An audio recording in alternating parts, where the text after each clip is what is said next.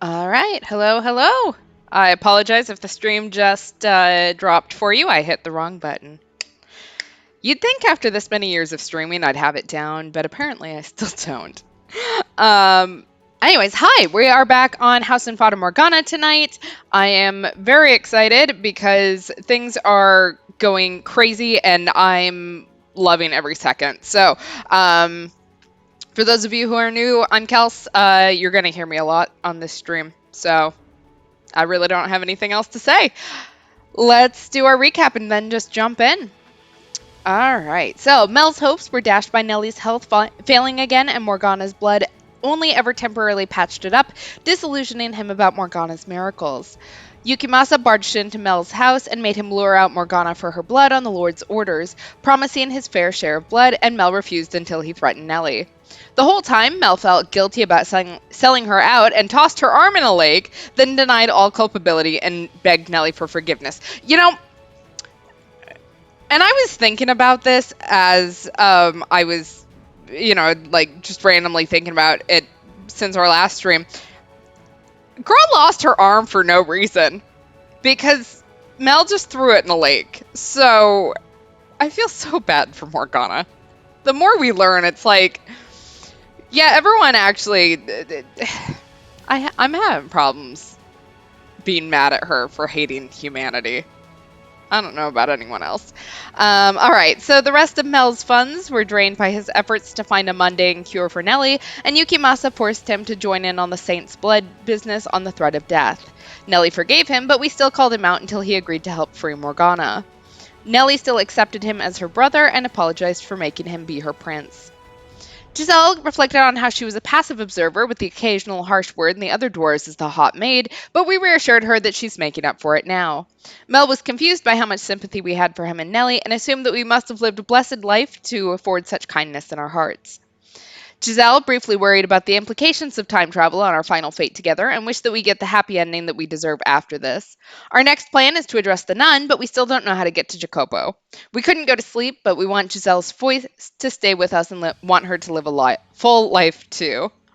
Mel woke us up the next morning for breakfast and told us about the festival prep, but he can't behave too differently or risk suspicion, and he also doesn't know anything about what Yukimasa and Jacopo do when he isn't meeting with them to feed Morgana. Giselle is incapable of sleeping, and we were concerned about depriving her of sense while we sleep.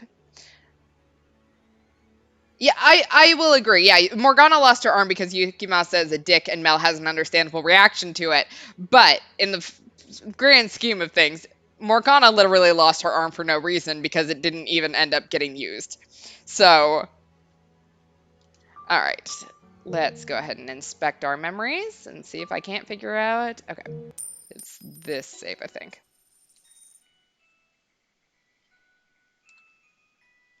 I make my way through the halls to the room with the fireplace, the area I used as a living room, and the area currently serving as a dining hall. Sitting in the center of the room is a long table lined with bread and wine. Standing behind the table and handing out food to the long line of people is the nun. This being a church, no one is speaking especially loudly, but there's still an indistinct buzz hanging in the air as dozens of people whisper back and forth. The majority of people in the room look poor, like they genuinely need the assistance, but there are a handful of those who look more than well off. That's a lot more people than I was expecting. They don't turn anyone away. Which, as I recall from Morgana's account, nearly drained the church of everything it had once. They don't seem to be for want of supplies at the moment, though. I assume that's thanks to the Lord's patronage. Most likely, yes. In any event, I doubt we're getting anywhere near her in the mornings. She looks like she's got her hands full. That doesn't change the fact that we need to speak with her. I'm going to try to squeeze past the crowd. What? Michael, wait a sec. Hey now, no cutting in line, young man. We've been waiting since dawn. Please let me through. I have business with the nun. I ain't letting you through just 'cause you told me to. This is important. No more important than any of our business. Our lives depend on this food. So get your tail to the back of the line. Here we go. What seems to be the trouble? Could I ask for a moment of your time? I need to speak with you. Well, as you can see, I'm a bit occupied. I won't take much of your time, I promise. But it's very important you. Give it a rest already, young man. Can't you see she ain't interested? Give me a hand getting this guy out of here, fellas. Oh no. Are we about to get ejected? Wait. Just don't get rough, okay? Of course, Arsaintus. Pick it up, young man. You need some time outside to cool off. Stop. Watch the hair. Well, we just got thrown out on our ass. That would be really interesting. Yeah, we do already know the mansion from the past, or our past, which is technically the future here. But yeah, so maybe there's some secret passageways that we might be familiar with coming up. I don't know. Yeah, don't you know that anyone who cuts in line gets sent to hell? Or it seems like gets sent outside. Well, that went extraordinarily well. You know, Michael, sometimes I can't decide whether you're calculated or reckless. And now I realize I never got that bread. We should wait and try to talk to the nun when she's not so busy. She has to have some free time during the day. You're right. What do you say we take a look around the mansion while we're waiting? Who knows? Maybe we'll run into someone else. All right. Don't let it get to you. We gonna find Maria? Or I don't know. Anyone else? It's not like Jacopo had many friends, so as Mel said it would be, the mansion was packed compared to yesterday, and most everyone I saw appeared to be excited for the upcoming Harvest Festival. There we go. Plot twist, we run into Javi. I loved Javi, so I would love that. A number of them even greeted me as we passed in the halls. They were so nonchalant about it, I wasn't quite sure how to react. I was amazed that anyone, let alone multiple people, would treat me so normally, considering how far from normal I looked. There were a few surprised looks, of course, but no one called me a demon or an angel based solely on my appearance.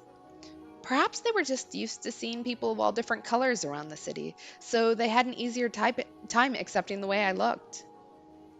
No matter what the reason, though, it was quite nice being treated normal.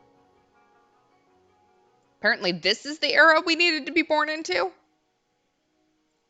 After meandering through the mansion for a while, I make my way to the chapel.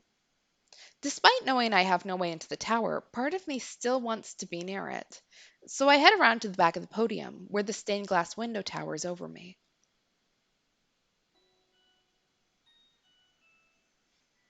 It's the same as I remember. I've always loved this window. It makes me feel like I've got an angel watching over me. Had I been given a different name, maybe I would feel the same. That said, I don't dislike it as much as I used to. I'm glad to hear it.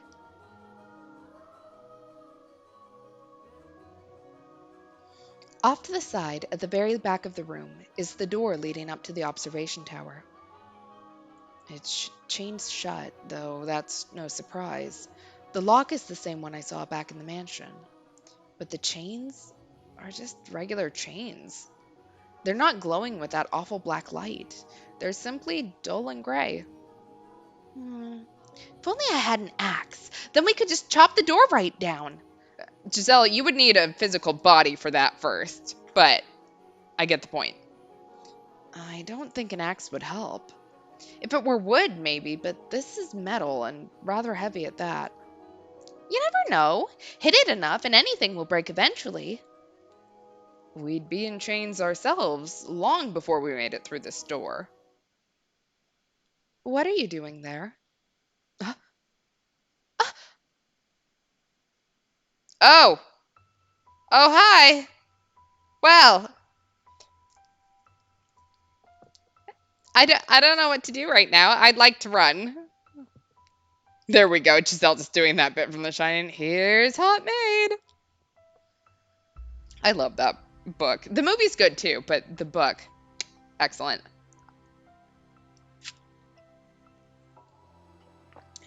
It's him.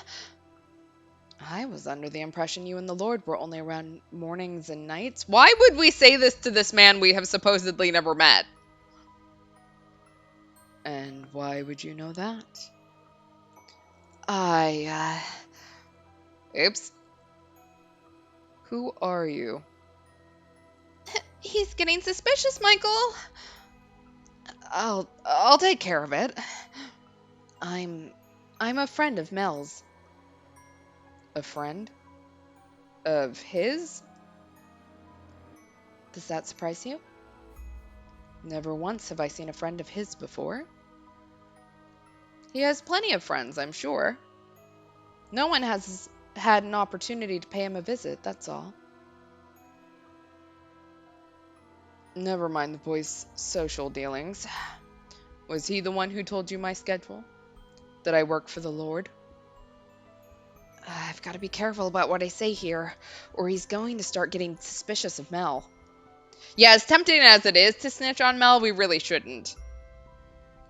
I asked him, Michael, where are we going with this, man? How do you know? How did you know Yukimasa existed? Asked him what? I heard some talk around town saying the Lord was seen coming in and out of this estate on more than one occasion. Naturally, that caught my attention. A lowly peasant like myself almost never has the opportunity to cross paths with the Lord. So, hearing he was a regular visitor here, I was hoping to have the honor of catching a glance at him. When I asked Mel about the Lord, he mentioned he had a bodyguard, which got me wondering, what kind of person would someone so distinguished entrust his life to? Dig around too much and you're liable to end up in the ground yourself. So he told you I was the Lord's bodyguard. Was he not supposed to, for some reason? No. It's true. I am his bodyguard. The question is, how did you know it was me? Yeah, it wasn't difficult. You do rather stand out from the crowd. Even from Mel's description, I was able to recognize you almost immediately. If our roles were reversed, you would have similarly little trouble identifying me from a short description. The only thing distinct about me is my race. Yeah, well, that seems to be a rather large descriptor in my experience. There we go. I asked him, and he said to back off. Definitely didn't throw you under the bus or anything. Okay, but what's a bus? See, that's the problem with the past. Like, I wonder if we're ever going to slip up and use descriptions about things that don't exist yet. Where do you come from, if I may ask? Beyond the Silk Road. From the east, then? What country? Is that any of your concern? No, I'm just curious. Why is your hair white? Oh my god, you can't just ask people why they're white. Why are your eyes red? They're naturally that color. Is that so? Nature can be quite the ball and chain. Is it just me, or does he sound like he's sympathizing with you? It's hard to say. Honestly, I'm still having trouble reading him. Either way, it sounds like he bought your explanation. So it does, which is a relief. Now, what business do you have with this door? Uh, The door was not my objective. I came to look at the stained glass window. I happened to notice a door with an unusual lock off to the side, so I got curious and went to look at it up close. The area behind the pulpit is off limits. I was unaware. Maybe I'll have to put ropes up then. Why is it off limits, though? Is that any of your concern? No, but the way that you're talking about it has piqued my curiosity. Do you not know how to keep your nose out of places it doesn't belong? Get out of here, and don't come back. As you wish. Hold on. Yes? Your name. Michael. Michael. Almost the same as the angel there. That would be because I was named after him. I see. What an unfortunate name. I despise angels. May I ask what yours is? I have no name. You don't have. What do you. No, never mind. Farewell. There we go. I will be putting a keep out sign on the door tonight. Are you part of the population that's literate? I mean, this time in history, I would assume a very large number of the people that are coming in here are not. So it's just a sign with a giant red X on it or something. Uh, oh, wow, that was scary. He does not want anyone getting near that door, huh? I thought he was going to pull his sword on you. I wonder, would I die if he tried to kill me? Yes. Yes, we can actually confirm that one. There aren't many people who could get away from a blade like that, especially in his hands, unharmed. You're probably right. Having already died once, the idea of doing so again feels wrong somehow. You managed to talk him down, though. I'm surprised. You're quite the accomplished liar, Michael. Is that so? It's hard to believe that was the same awkward, stuttering Michael I know and love. Am I really that much of a bumbling fool normally? I wonder what he was doing back there, though. It's well past dawn. Standing watch, presumably. With as many people as there are roaming about, he's probably worried about people, like me, getting near the door. I doubt he plans on spending much time anywhere else until the festival's over. And with him on guard, we've got pretty much no access to the door. I sure hope we can talk him over to our side. I don't know how we're going to do that if I'm being completely honest. Like we're gonna have to really work at that one. There we go. You lied so easily, it was kind of hot. Mel was never an enthusiastic accomplice. His guilt is what allowed us to win him over and get him to confess everything. On the other hand, he's not likely to be so forthcoming. It all depends on how deep his ties to the nun are. Presumably, she's the reason he's involved. That said, Hmm? We managed to communicate well enough. Are you still sore that I called you awkward? No, I don't mean me. I mean him. What? Oh. He was far from rational or coherent when he was living with you in the mansion. You're right. He does seem like a completely different person here. Losing his memory in the shipwreck was probably what triggered his transformation into the beast. So I guess this must be what he was like before that. What he carries inside of him is no different now than it was then. He's simply able to hold himself in equilibrium now. He's keeping a balance between his rational human side and his violent beast side. He does somewhat remind me of Bestia during his short period of calm. That or the glimpse we got of him on the ship while he was still a merchant. I would say that's probably closer to the man here now. Huh? The ship? You were the one who showed me the memory. What? I have no recollection of that. Oh yeah, you also mentioned seeing another woman's memories behind the second door, didn't you? From outside the mansion. You didn't see them, though. as I recall. All I'm aware of is what took place within the mansion, as well as whatever Morgana felt like telling me. That's true, yeah. Our best hope is to get the nun on our side and maybe help Maria succeed in killing the Lord.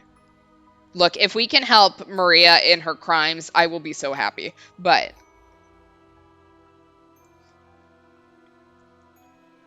Resonation.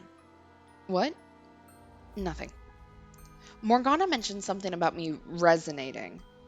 I don't know why I would be capable of such a thing, but because of what it allowed me to see, it's all but impossible for me to ignore the plight of these people.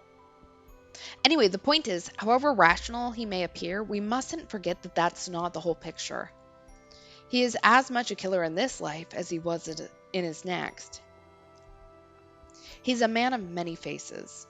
The gentleman he was around his lover, and the brutal, merciless man he was on the ship, and the beast that lurks beneath it all. Everyone acts differently depending on who they're around, but there's something unsettling about how he does it. I do wonder what he meant when he said he had no name. As I recall, he was from somewhere far, far away in the second door. And he looks Asian here too, so maybe he's from the same country. He said he crossed the Silk Road, so the eastern end of the continent, presumably. I wonder if he has the same name or not. It was an unusual name. Oh, what was it? Ukulele! No, that wasn't it. It was Eucalyptus, I believe. Oh, we're gonna do this. We're gonna do this. Gag. Love this.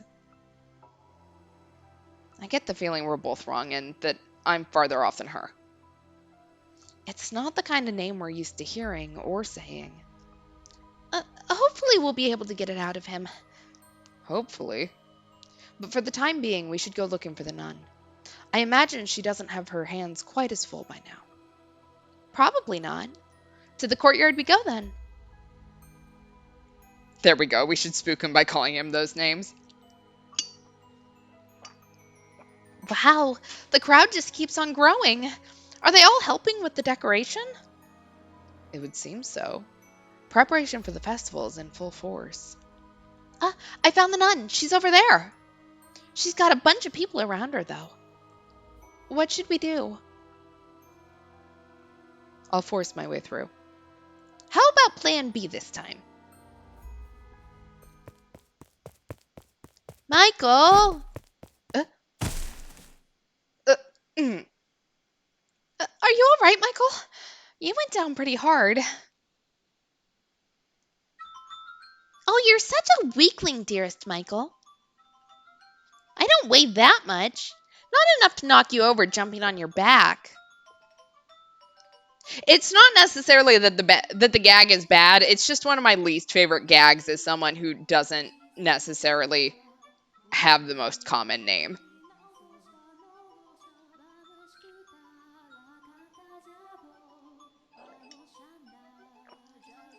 You gave me no time to brace myself. Pish posh. My Mel would have had no problem catching me, and then he would have spun me around like a princess at a ball. Unreasonable doesn't even begin to describe your expectations. Are you sure you should be running around like that? I thought you were in rather poor health. Amazingly, I'm actually feeling pretty good, and I haven't even had any medicine today. Maybe because I cleared things up with Mel yesterday. I cried my eyes out last night, but I feel better now. I'm glad to hear it. They do say health is as much mental as it is physical. So you might keep getting better if you stay positive. Just don't push yourself. Why, thank you for your concern, my dearest Michael. She's taken quite a liking to you. How do you like that? It's nice, isn't it? I'm more not sure how to react. Oh, just go along with it. You know you want to. Oh, I wish I could be there too. I want to pat that sweet little head of hers. What do you think she is, a cat? Now that she's opened up, though, I will admit she is rather sweet. Oh, there you are, Nellie. Don't run off like that. You scared me. It's not my fault you lost sight of me, dearest Mel. I'll try to keep a better eye on you. So you came to check out the courtyard, Michael? You really stand out from the crowd. You're so pale, I could tell it was you from way off in the distance. I am well aware of how conspicuous I am, but everyone's acting so unconcerned. It's honestly kind of disconcerting. I can't say people don't think you look unusual, but no one's afraid of you or anything. It is really nice to hear Nellie refer to someone as dearest and know that she's not crushing on them. Like, and look, she's at the age where it's not ridiculous to crush on your older brother. It's just that, she's we've seen her try to murder people in the past because of that crush. So, which if I remember correctly, she was older back then. I could be wrong, but I kind of took her as older. It's not easy looking different from everyone else, is it? It comes with its disadvantages, yes. And she would have had to deal with the same thing. That's another thing I regret. I wish I could have treated her more like a regular person. I guess I just wasn't mature enough to accept her. You spent much of your life in a very sheltered environment, so it's only human that you would have difficulty accepting something that didn't fit within your view of the world. That doesn't make you a bad person. Regardless, you did treat her like a regular person. That's the reason she accepted your invitations to go on walks. I guess. Question. You know what she looks like, right? I do. What did you think the first time you saw it? I know that's not the most tactful question, but I thought nothing of it. I simply saw her as a person, as a girl. I see. Well, what do you know? It looks like I am a bad guy. No, Mel, it's just that when we saw her, we'd been dealing with her for, 1,000 years or so. Like, we knew the story behind it by the time we actually saw her. And you're a right saint. No, I've simply seen much worse. You know, you kind of remind me of her. I do? I mean, you're much more personable than her, but what's the word? It's not just the way that you look, but there's something a little different than everyone else about you. Like an aura or something. I'm not sure. Oh, I'm sorry if I offended you. I wasn't trying to insult you or anything. But I mean, like yesterday, you were talking like a prophet. I'm almost beginning to think that maybe you really did see a vision from God. Enough with all the grown up talk already. You lost me ages ago. Yeah, sorry. Who cares if Michael is a saint or a prophet or the archangel himself? Michael is my second brother. Besides, he doesn't look all that weird to me. The saintess is probably just an ordinary girl, too. I'm big enough now that I won't think badly of her no matter what she looks like. You are, yeah. And when she's free and feeling better again, maybe we can get together and bake something. That would be lots of fun. She'll forgive you, I'm sure of it. You know, maybe we shouldn't be talking about this so loudly. Wouldn't want anyone to overhear us. Oh, right, sorry. But everyone's so busy prepping for the festival, I'm sure we're fine. Better safe than sorry, though. As you say, dearest Mel. So, Michael, are you here to help with prep? No, I was hoping I could find some time to talk with the nun. Yeah, Mel, you having a crush on her is not unreasonable after having your sister as the only other option and the guilt of doing wrong by her. I mean, he did have problems with her the first time he saw her, and I can see where, like, the guilt of that is a thing, especially after talking to her and how everything went down, but I don't know, trying to compare our two experiences is completely different, I think. With all the people coming and going, she's going to have her hands full until the festival starts. Oh, that's unfortunate. Is it that important that you talk with her? She may be able to give us information that could assist in acquiring the second key. The second key? You're not saying she's involved too, are you? By my estimation, she doesn't know anything. She is, however, very much connected to the swordsman. Much like you acted to help your sister, I believe the nun is his driving force. Are you serious? I find that hard to believe. I mean, she's such a loving, charitable woman. And he's, well, a savage brute. A murderer. It has to be her, though. Have you ever seen the two of them acting particularly close? Never. She's kind to everyone. I've seen them talking once or twice, sure, but she wasn't acting any differently than she does around anyone else. It certainly didn't seem like they had anything going on. Maybe they're hiding it? Surely there's something between them. I would certainly presume so. Nuns aren't allowed to be romantically involved, so they could be having secret trysts. A forbidden romance. How exciting! So you need to talk with her then, Michael. Leave it to me. You can do it? Well, right now she's showing people how to make the decorations, weaving straw into crowns and flowers and other things. I know how to make them too, so I can take her place teaching for a little. I appreciate it, but if anyone should be offering to help, it's me. There's a bunch of them already done, like over there, hanging off the tree branches. Can you make those? Uh, they're very intricately designed. You'd have to be really good at weaving to make those, let alone teach other people how. You should take her up on her offer. You're right. Your assistance would be greatly appreciated. Yeah, Nellie, who taught you that word? Look, maybe she got bored while she was sick. I don't know. Reading, like, the trashy romance novels. Ye old trashy romance novels. Ye old paperbacks. You got it. I'll let her know you want to talk, so just hold tight. And you, dearest Mel, are coming with me. You get to help make decorations. I'm no good at this stuff, though. Nope, I said you're coming, and that's all there is to it. With me as your teacher, you'll be a pro in no time. Yeah, all right, you win. Let's go. There we go, ye old Harlequin romances. Nellie seems to be in good shape, and it doesn't look like last night caused any problems for them. I'm relieved. Hopefully, they can continue down this path. They'll be fine, I'm sure. I pray that they will be. Now, we should have a little time before the nun is available to talk, so I would really like to find some shade. Uh, is it pretty bright out today? I thought you could see through my eyes. I can, yes. I can see what's going on, just not as clearly as you.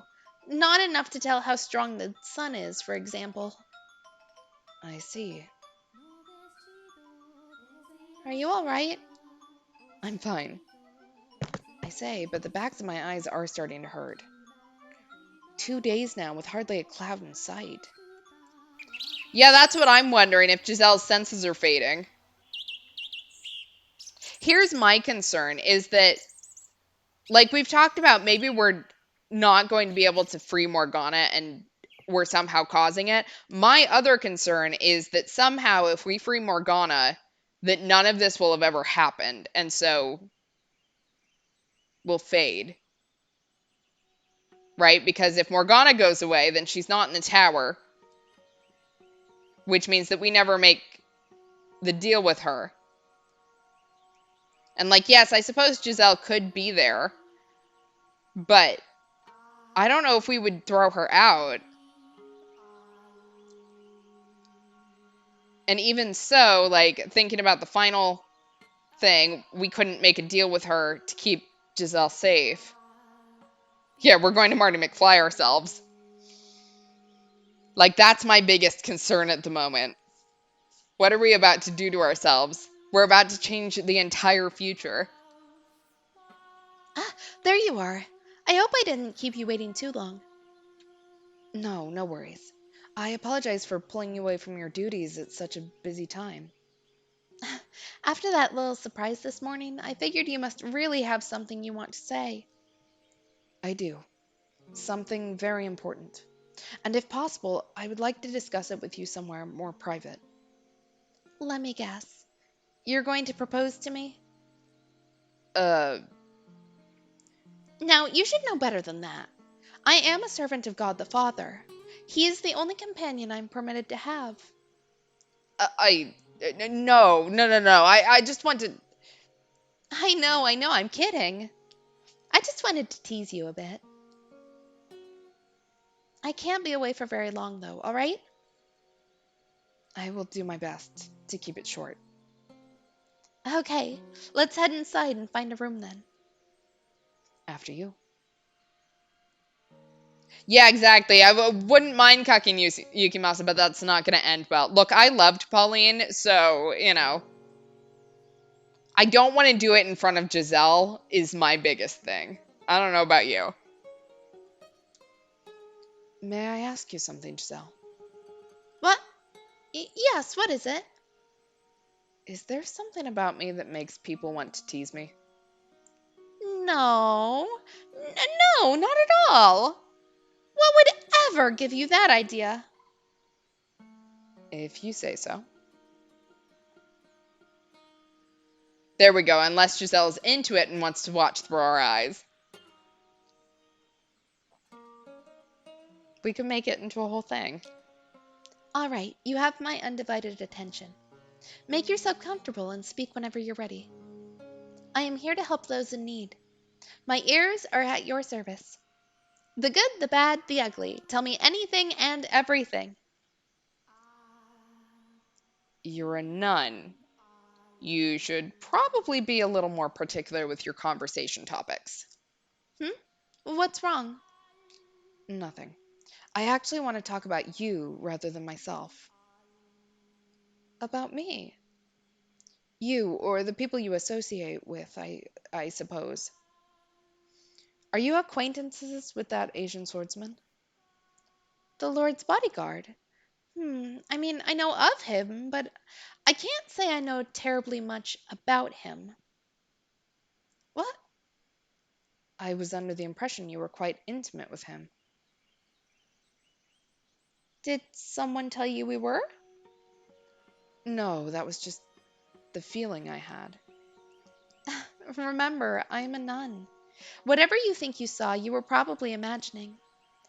I'm not allowed to give any man special treatment, let alone be intimate with one.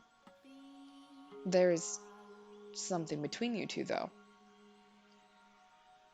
What do you mean, something between us? I.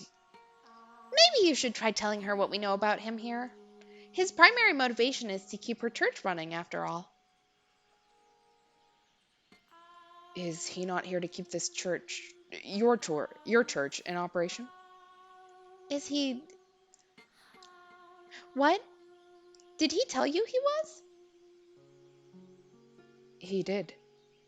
Oh, really? That's a little. No, that's quite surprising. I hardly ever see him talking to anyone. Are you friends with him?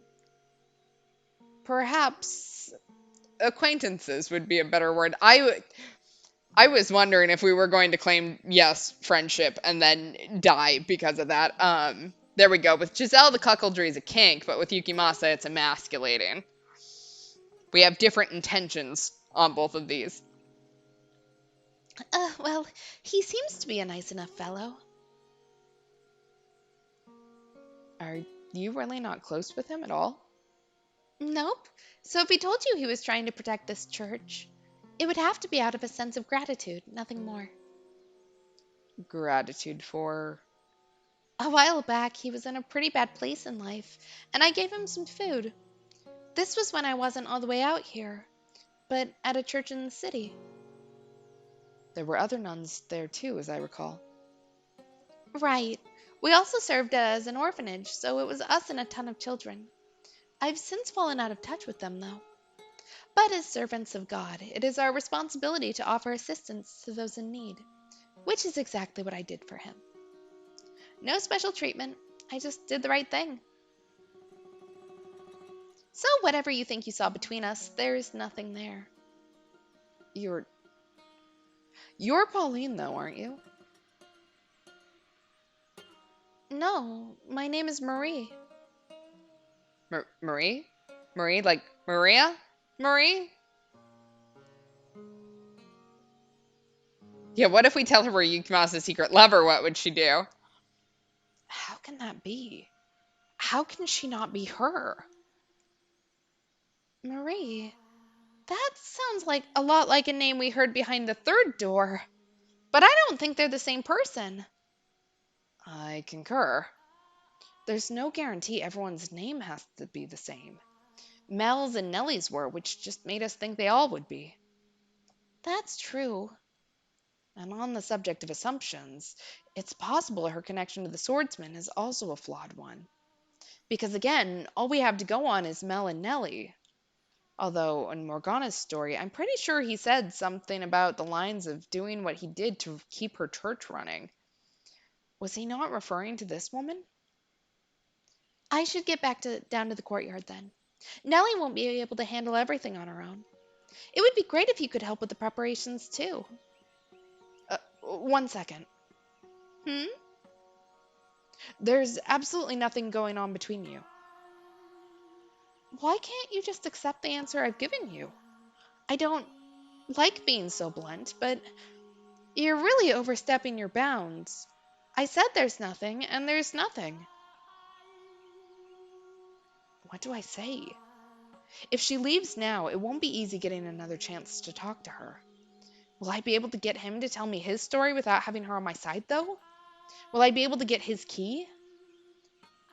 Maybe you could try talking to him with Mel there? The two of you together could convince him to give up his key. When I encountered his shadow in the mansion, he told me that if I had mentioned the key to him in the past, he would have cut my head from my shoulders on the spot. Then, should we try to find the Lord first instead? I think I'll try to shake her up. Take a leap of faith out there on there being something between them. Happy now?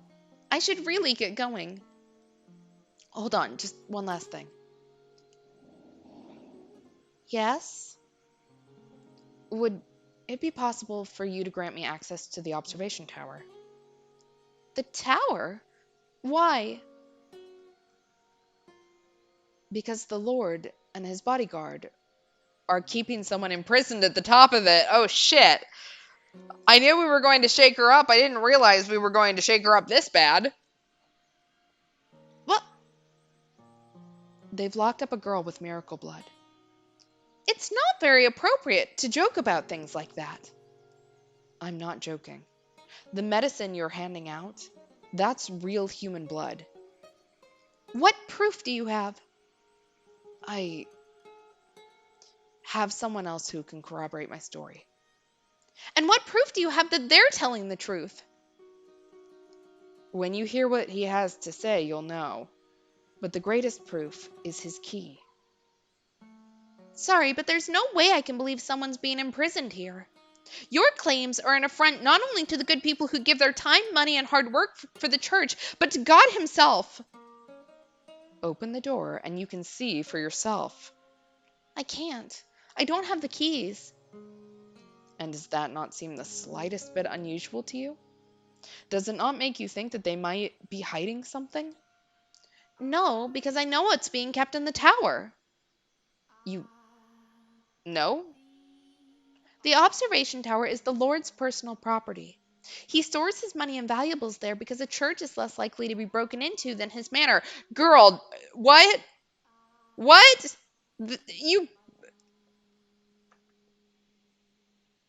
Oh my god. Only a nun. His money? Even thieves fear God.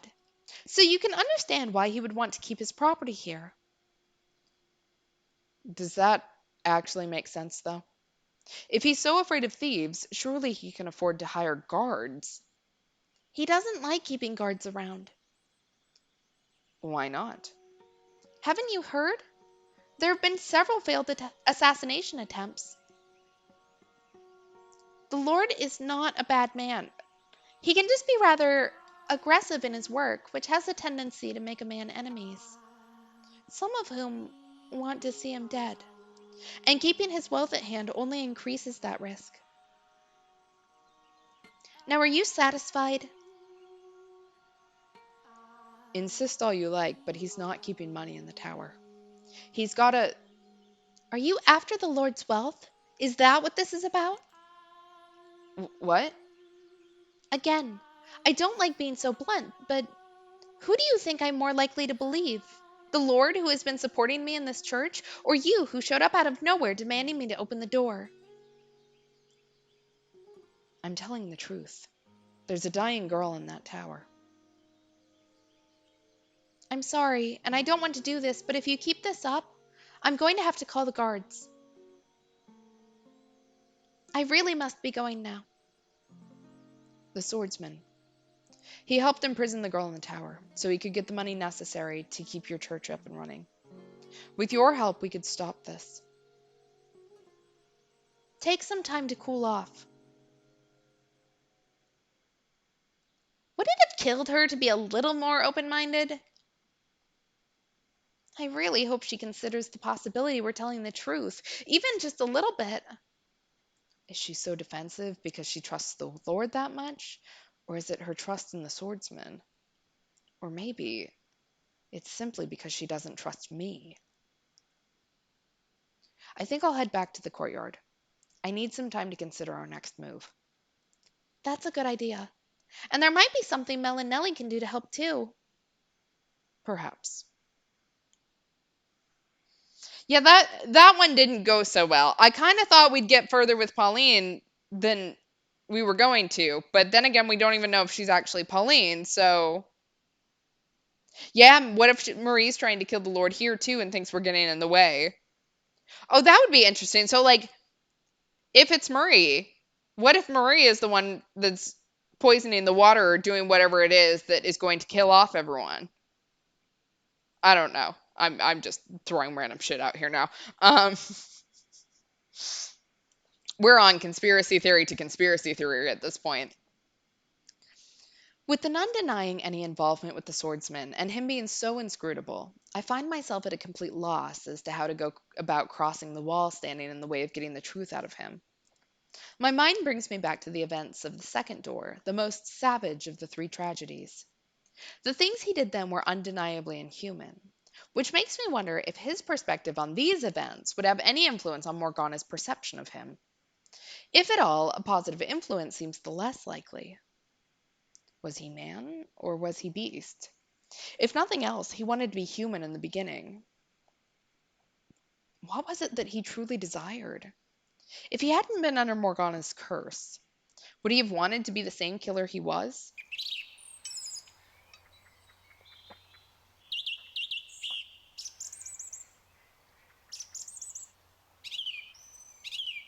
This sunlight is bright even for me. Blinding sunlight drags me from my thoughts. A radiance brighter, more intense than any I've been under today. Or rather, it's probably more my mind interpreting it that way because my eyes can't handle anymore. Ugh.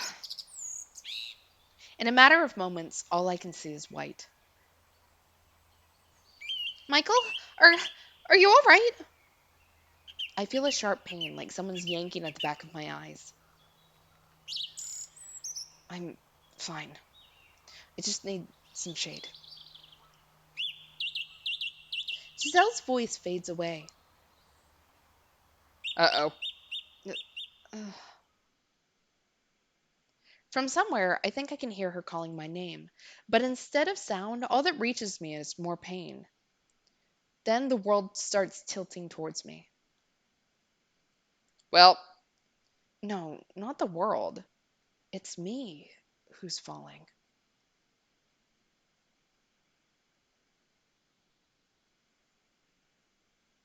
is Marie killing us? I don't know. Like, how would have she done it? We haven't ate or drank anything. I don't think her mere presence can do it to us. Maybe it can. I'm not at the mansion. Where am I?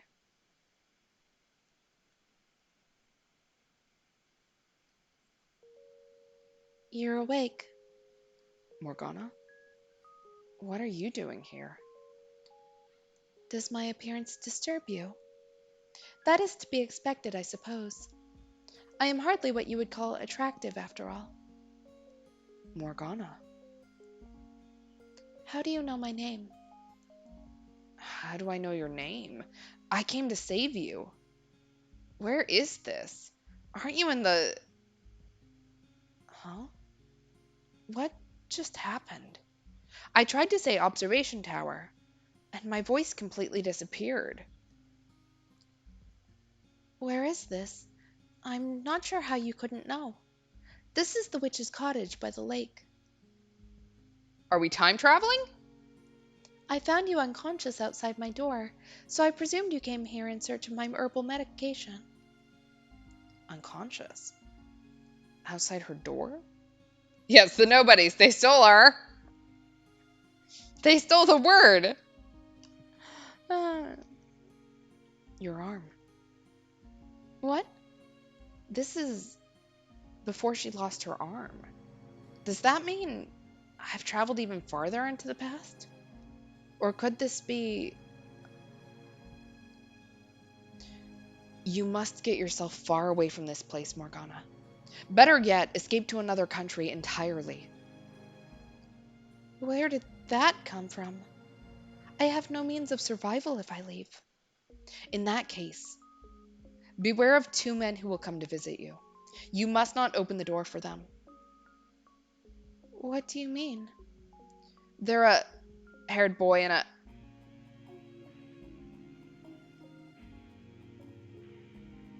Why do I lose my voice for all the most important details? Is this really the cottage by the lake? Take a look out the window and see for yourself. There's nothing there. Nothing outside the window. No, that's not exactly right. A reddish-black fog churns beyond the window.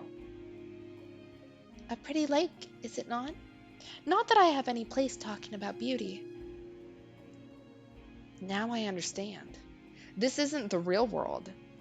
Is it your world then, Morgana? Or is it a world within our dreams? May I ask who you are? I once spent much time at your side. This is also very strange. It was always you who was talking to me, and now you don't even know my name. Shall we talk for a bit, Morgana? If you're going to try to convince me to leave, I won't have it. And please watch what you say. There's something very unsettling about your choice of words. As you wish. In that case, let's talk about ourselves. For so long, I fought to fend off the things you said. Not because I had any particular dislike for you, but because I was afraid of how entrancing the sound of your voice was. I empathized with the feeling seething through your words, and that understanding almost allowed them to consume me. There was a mysterious magnetism to your voice, and as emotionally unstable as I was at the time, I couldn't possibly have withstood giving in to it. You're saying my voice is unpleasant? Not at all. It was beautiful, frighteningly so. I want to try again. I want you to tell me about yourself, the things you see and feel.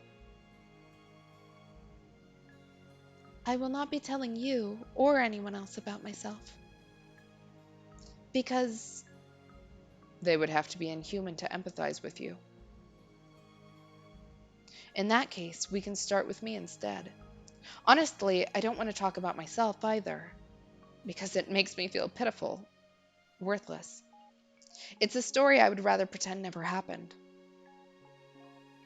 And it's not a story I can tell just anyone.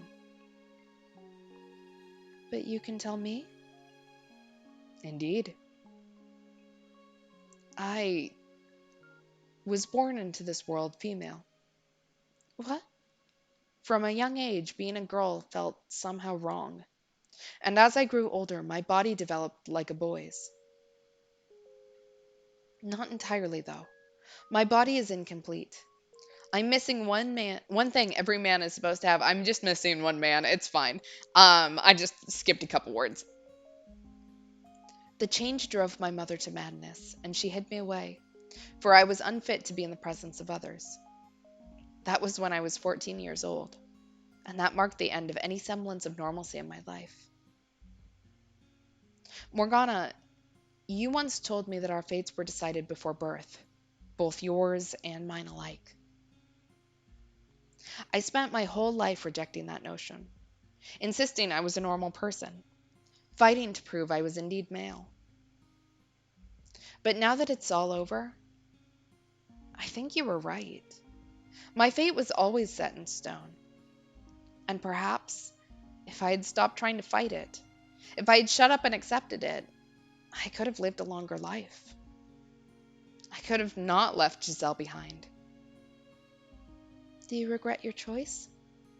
No, I do not. No matter what could have been, I had to hold my ground. I had to keep shouting. Because if I hadn't, it would have rendered my very existence meaningless. No matter what misfortune the decision may have brought, I must not regret it. Everyone has some principle, some belief, some fundamental aspect of themselves they must always stand in unwavering support of. Or perhaps must not lose sight of would be a better way to put it. For if we do, we lose sight of ourselves.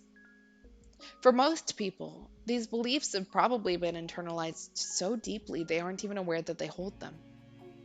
But what we carry inside us is unique, difficult for other people to understand, to accept, forcing us to walk a path of solitude and persecution. I believe you genuinely do have miraculous powers. And who knows, maybe your blood is special too. But I think your real power lies in your voice, in its ability to enchant anyone who hears it. But it was something you were born with, not something you asked for.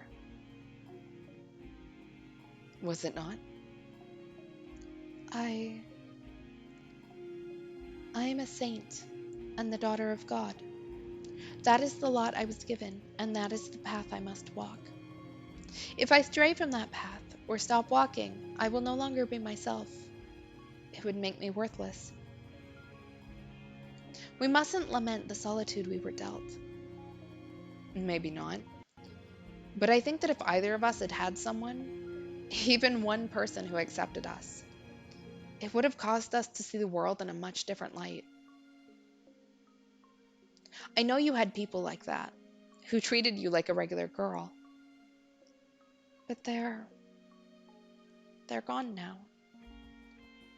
And have you never leaned on their memory? It comes back to me from time to time. But even then, they were different than me. They were so full of kindness, so very human. And while they taught me to experience their joy, not even they could change what I ultimately am. I I left my humanity behind far too early in my life. And what about you? Do you have anyone special? I do. And do they treat you like a normal person? She does. However, you still know that you're different, that you can't fit in with everyone else, that you're abnormal. You do, don't you? I am very conscious of that fact. That on a fundamental level, I am still gray. And that so long ago that so long as I am who I am, that will always be so.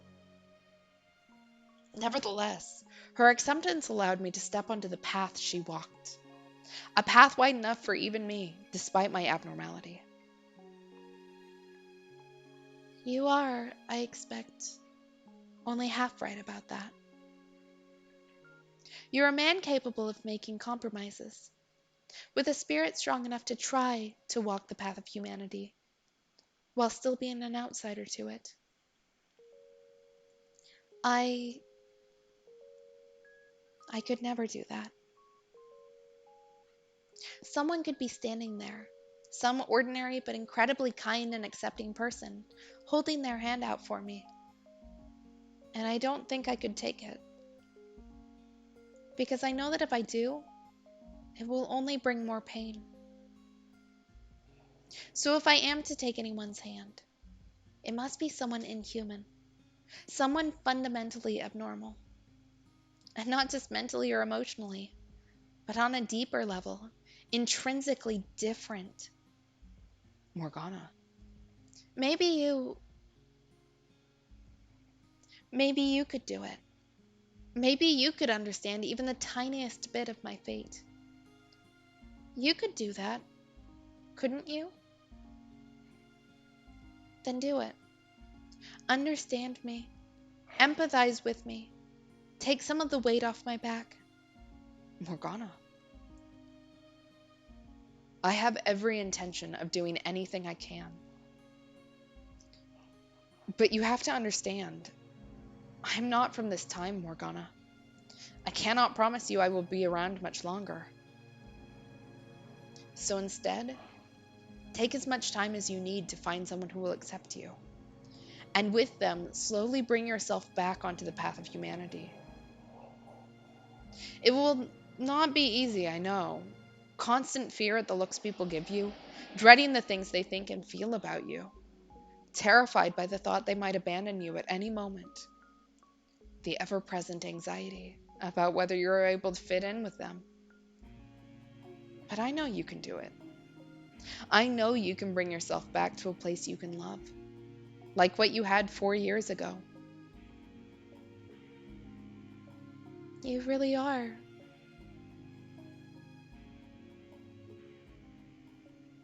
Okay, I think that may have been my favorite scene that I have seen in this game so far.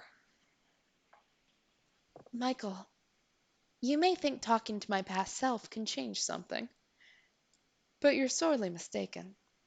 Nothing of the girl you see there remains. Poke and prod at the past all you like. It won't change anything, my dear. It's all too far gone to have any effect.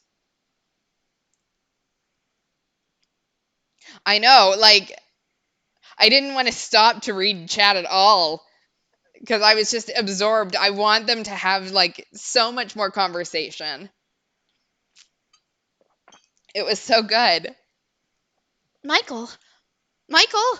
Are you there? Are you all right? Get up, Michael, please.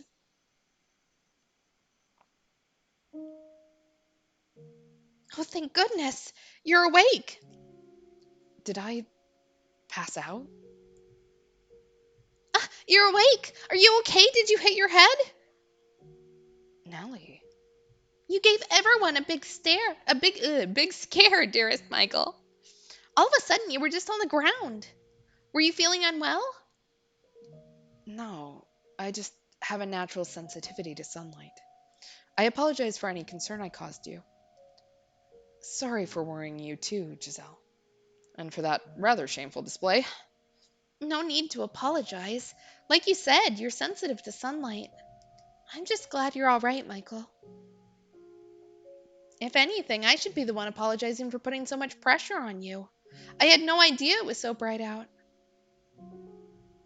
As long as you're not sick or anything. So you're feeling better now? My head still hurts a little, but yes, I'm fine. What time is it? Almost supper time. Which means I'd better get back to the cottage. Was I really out that long? At least you woke up before supper. I should get going though. See you tomorrow, Michael. Good night, Nellie. Oh, we got to tell our little sister good night. That, yeah, I was going to say it would be very awkward if we told Morgana we can't stay in this time period and then we're just wrong and stuck there. I wish, you know, I think it would have been very nice. It wouldn't have made for a good game, but I think it would have been a very nice thing if we were able to stay with her in that cottage and help her heal. Because she was pretty broken after that. Tomorrow is the day before Morgana's supposed to die. Oh shit, we just lost an entire day. And we still only have one key. Panic. Our time is limited enough as it is. That said, Giselle, I saw Morgana. You. What do you mean? How? I don't know if it was in a world of her creation or is simply a dream, but in it I spoke with Morgana when she was still alive. What was she like? Not like the Morgana we know now. Not someone who seems to feed off hatred. So she really was a saint in life, like Mel described her. Though I got the impression being a saint was more like a chain around her ankle, the only way she was able to derive meaning from her life. Not to mention the utter sense of solitude brought about by the knowledge that no one like her would ever come into her life. Do you think she wanted to break free from the chains then?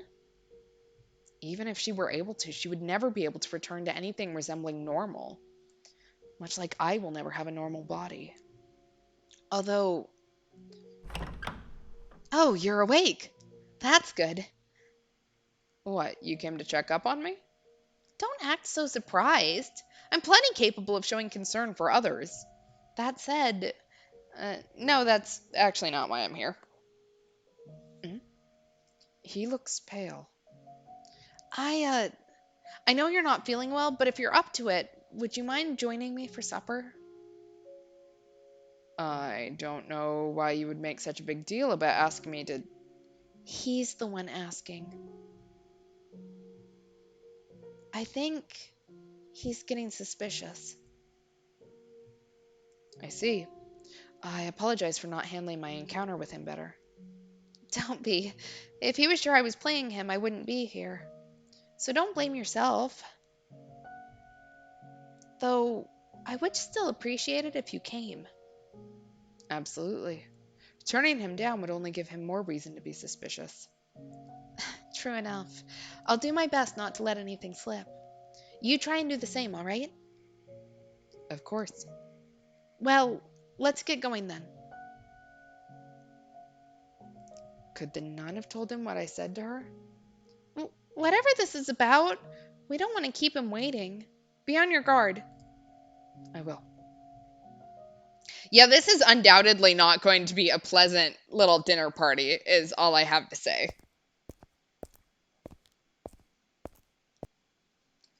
Here he is. I see that. I've been waiting. I saved you a couple seats, so go on, sit down.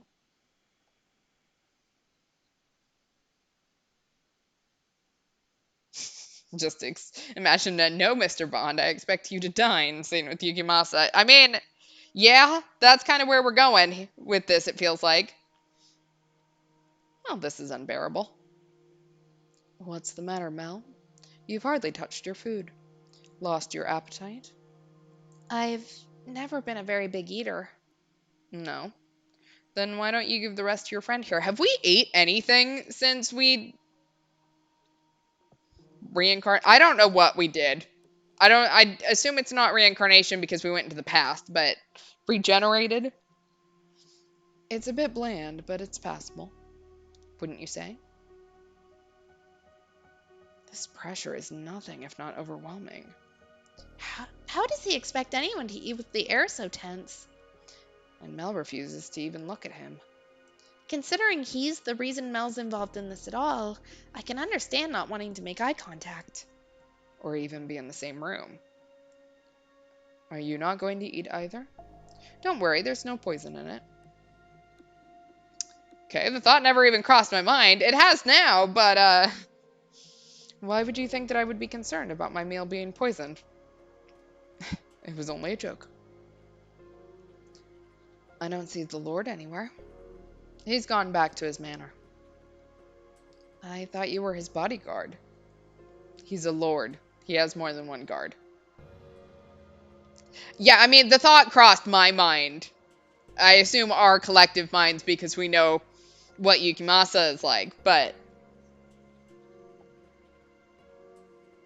oh, this is awkward.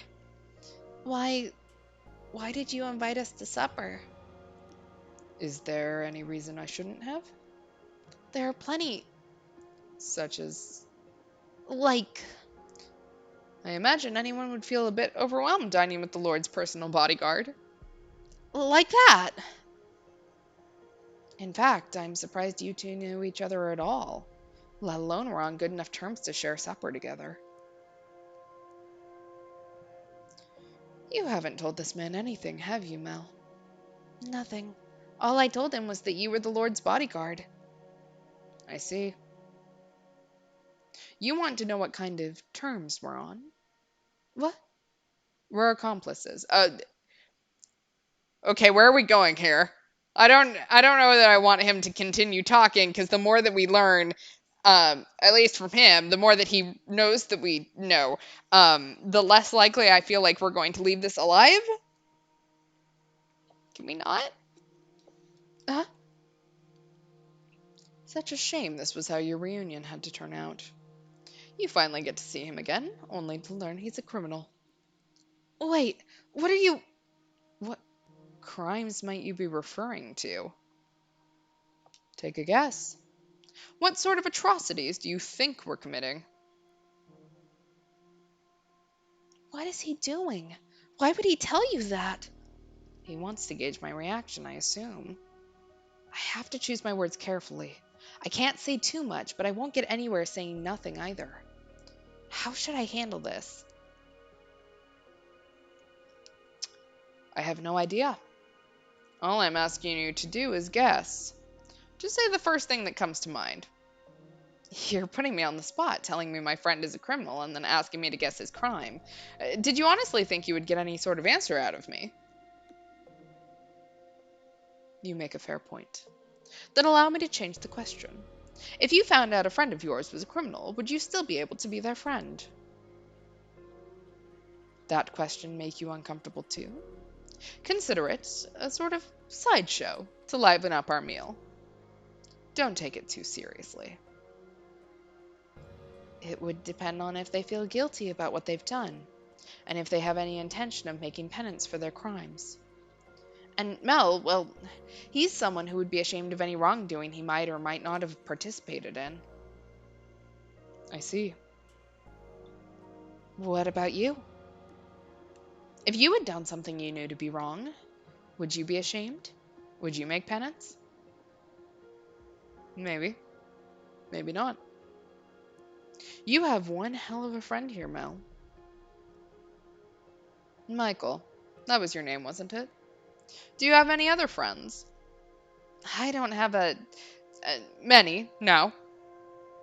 Any in this land? No. Why do you ask? I don't have any friends here either. Or maybe I never had any at all. Maybe he wants to be your friend, Michael. Somehow I doubt that. Yeah, I guess not. Any family? I left home some time ago. Are they too far to visit regularly? Is he trying to figure out like what our area of influence is to determine if he murders us in a ditch whether anyone will come looking for us? Why do you want to know? I'm in a similar situation myself. I thought it might be nice to find some common ground. I find it difficult to take him at his word.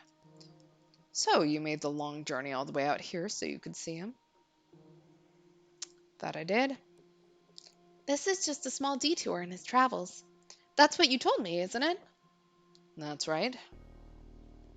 How very gracious of you to go out of your way, so far out of your way for him. Oh, and Mel, I have a question for you as well. Uh, what kind of question? Think of it like a little game.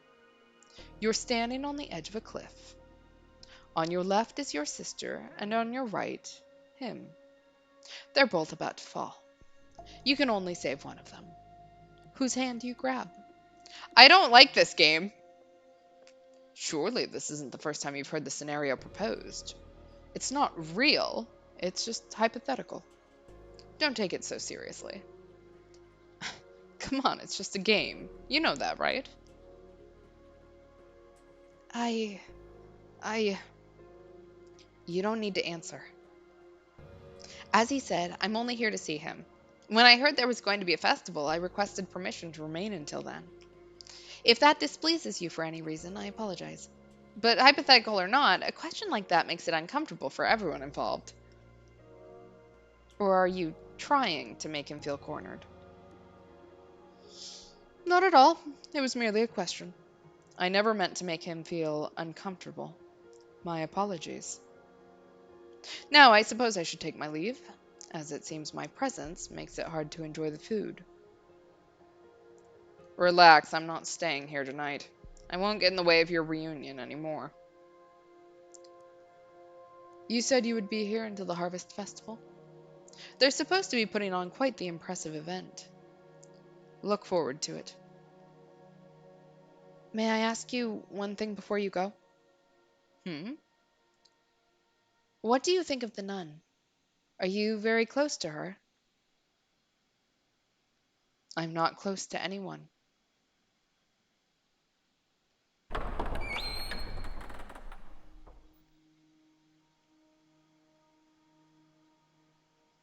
Well, that went well.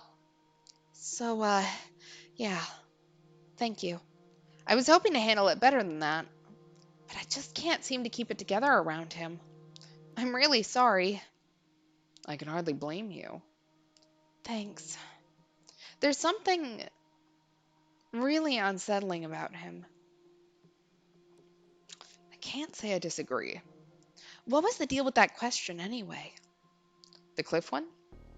Yeah, I think it's best if you don't linger on it. any way you look at it, he had to be. Never mind. Anyway, keep your eye out. You probably want to be extra careful tonight. After all that, I'm scared he might be up to something. There's no saying where he actually went. I'm with Mel. I have a bad feeling about what he might do. After a conversation like that, you'd be crazy not to be on alert. That would be wise, yes. I plan to head straight back to my room. Yeah, that sounds like a good plan. Do you really think we'll be able to get his key? I still can't bring myself to believe there's anything between him and the Saintess. And the Lord's pretty much always inaccessible. Does the Lord say anything when you're all together? Such as.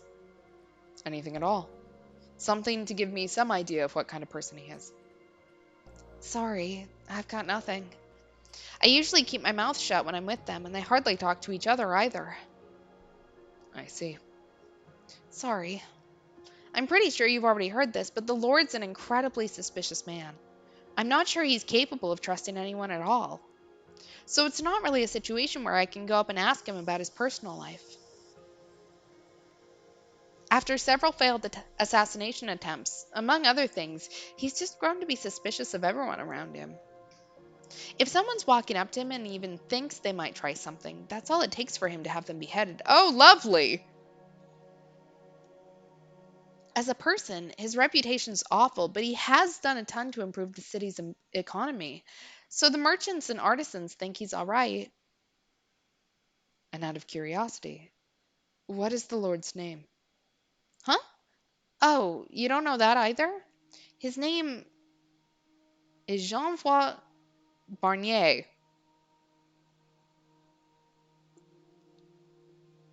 What? That name doesn't fit him at all. I feel like I miss Jacopo. Francois. Not one bit. He does not look like a Jean-Francois. could that mean he's not the Lord then? No, the Lord is the only other person who did enough to earn Morgana's wrath and be on the receiving end of her reconstruction wish. It has to be him. But between this and the nun being named Marie, things are starting to get a bit muddled. Hold on a second. I think I've heard the name Barnier somewhere. There was a diary in the library when I lived in the mansion, as I recall, written by someone named Barnier. Actually, now that I think about it, the same diary also showed up in Nell's next life. In it, he was complaining about not having gotten the larder of the family estates. And a bad harvest, I think. That was one of the books your family sent you, right? Actually, that was the one book they didn't. It was already in the library when I arrived. You think he could have written it? And here I thought it was just the scribblings of a disgruntled noble.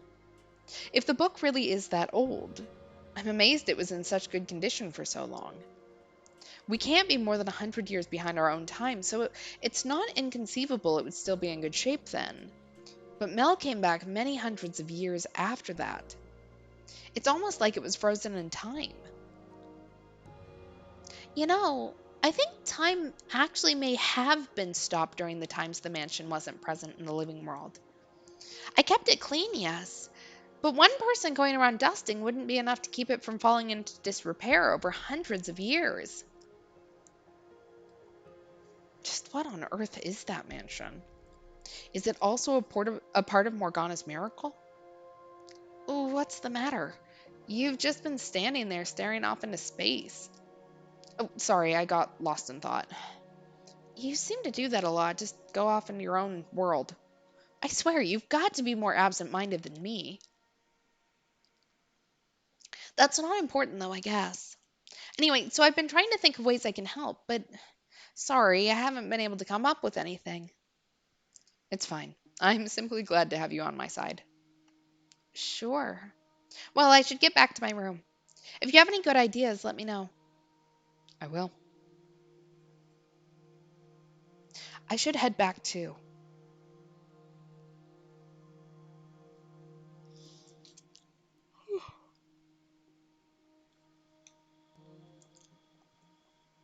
I know we don't have much time, Michael, and that concerns you, but try not to agonize it over too much. Sorry.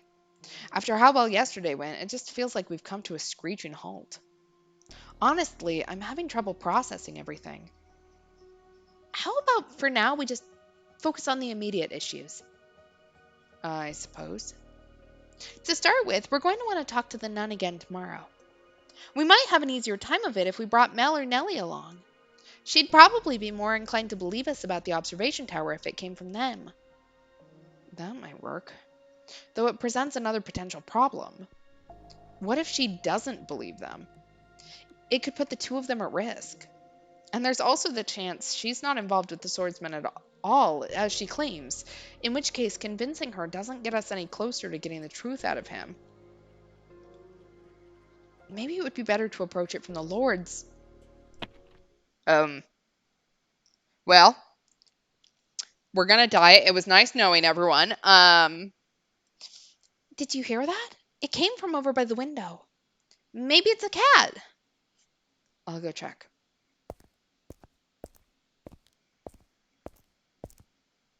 Oh no. Holy shit.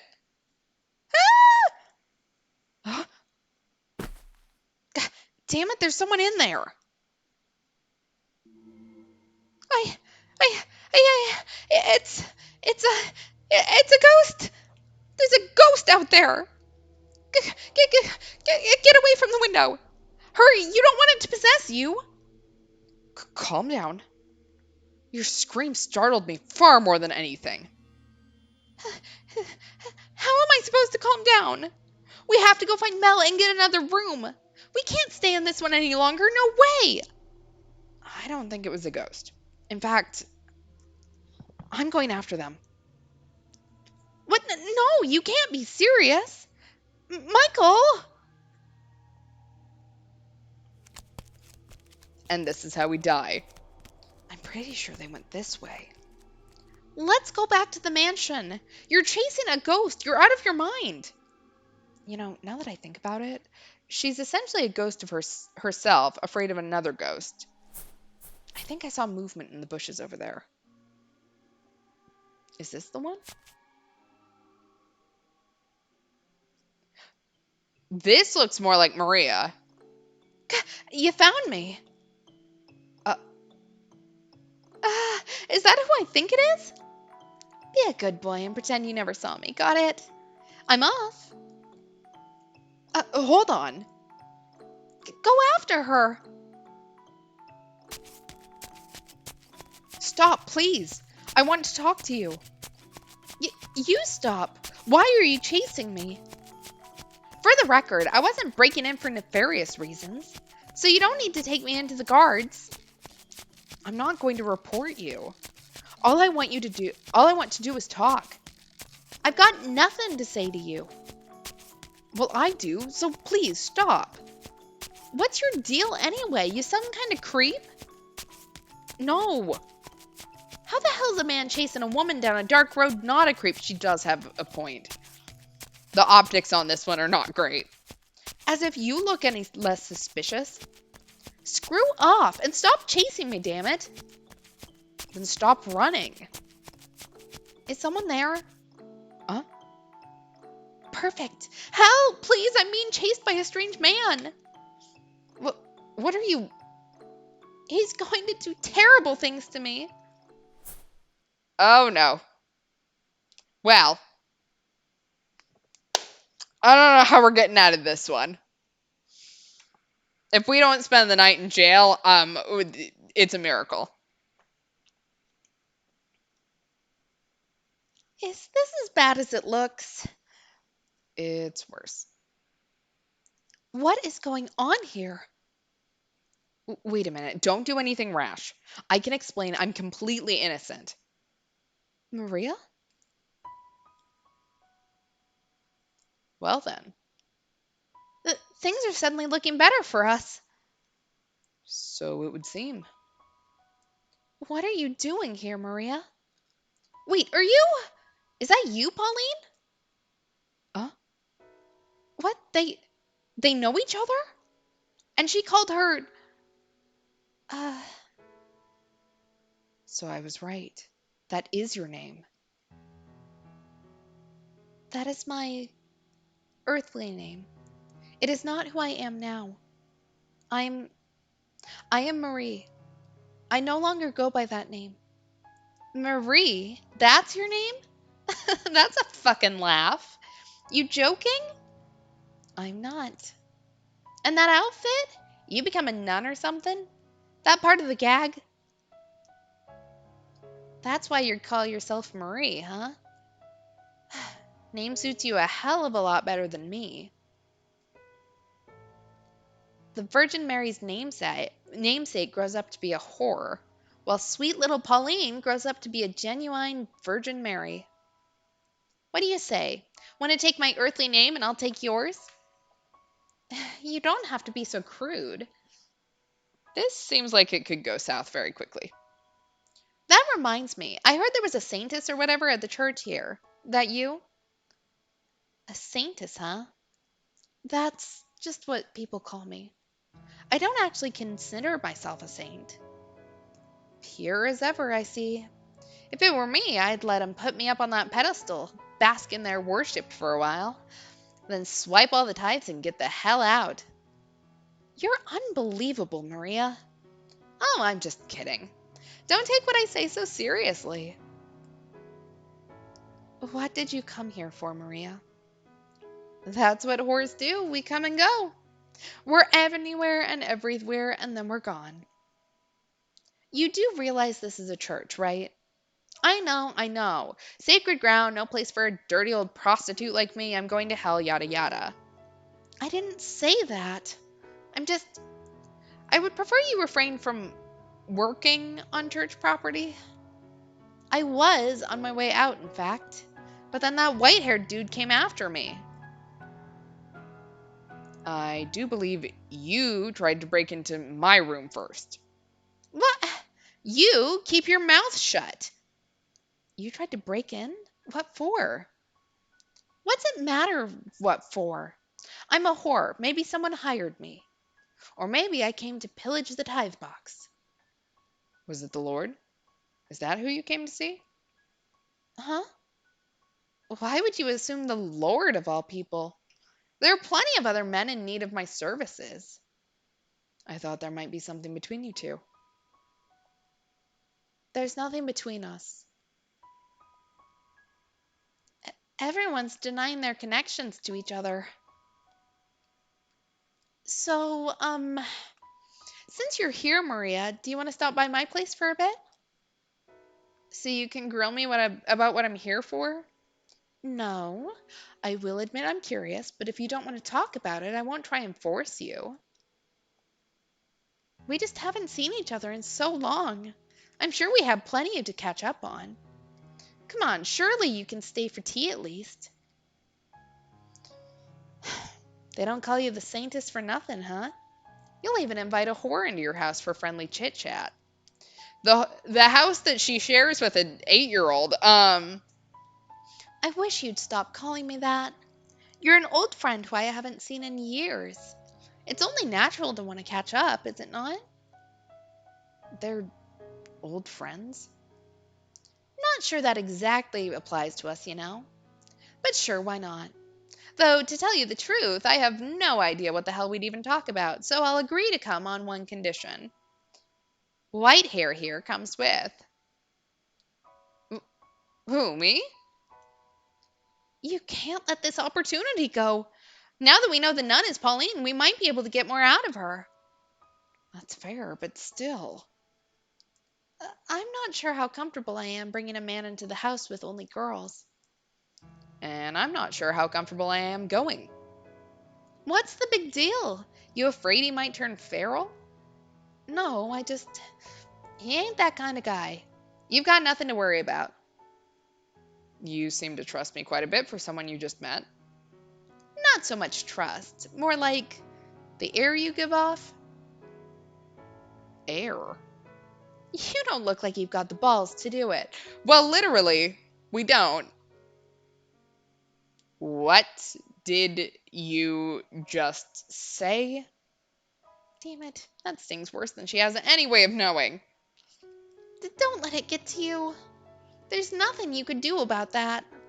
Well, what are you waiting for? Go on, get your butts moving. Okay. I'm not sure I like where this is going. Giselle's right, though. This could be a good chance to get some new information. Ah! Huh? What is it? I just remembered. Something vital? She called me a creep. In the third door, she kept calling me a creep. It just occurred to me now that she was talking about me like that behind my back. I can't believe she would do that. Let it slide for now. It's something she does in the future, after all. I'm not a creep, am I? Well, considering what you were like at the time, I can't really blame her for thinking that. I wish I could erase that phase of my life entirely. Even I get shivers thinking of the maid me. I honestly don't think it was that bad myself. I'll take that as a compliment. Please do. That maid outfit, though, is quite all right. We're just exploring kinks left and right here. All right, I think that this is a good place to end for tonight. I've done a lot of talking, lots of different voices, and we've had a lot of conversations that we're going to have fun with. Okay, so next stream is Tuesday, 10 o'clock Eastern, 7 o'clock Pacific. I don't believe I have any announcements, so thanks for hanging out, and be back on Tuesday. Thanks all. Have a good night. Bye.